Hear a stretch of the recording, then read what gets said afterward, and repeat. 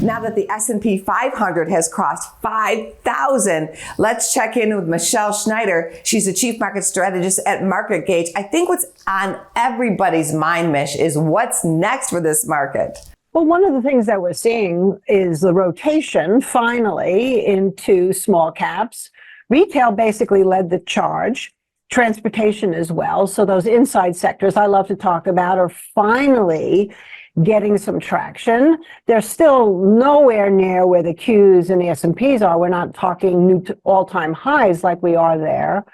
But it's very possible that, especially with some numbers coming out with CPI, PPI this week, if the Fed is going to stay the course, we may actually see some of the money come out of those growth stocks and go into those areas, specifically those that have the power to withstand interest rates as they are. So that to me is exciting because that's my economic modern family and I have big eyes on them. What's your trade of the day, Mich? Well, in that vein, this is actually a stock that we talked about last year, and it didn't do anything last year, but it could really do something this year, and it's Chemours. CC is the symbol.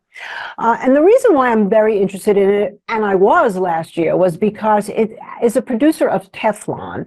And why is that important? Not because of the cookware, but actually because Teflon coating is used in the manufacturing of computer chips.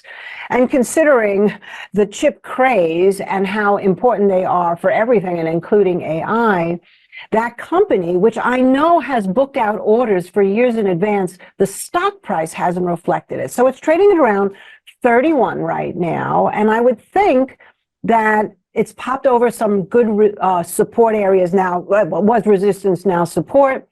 You have about a risk down to about 28. And if this thing can get going, I'm not sure where it can go. But that's kind of a real sort of nuts and bolts stock that we're looking at right now. Thank you very much, Michele. Thank you so much, Angie. Go to businessfirstam.com for where to see our show on TV.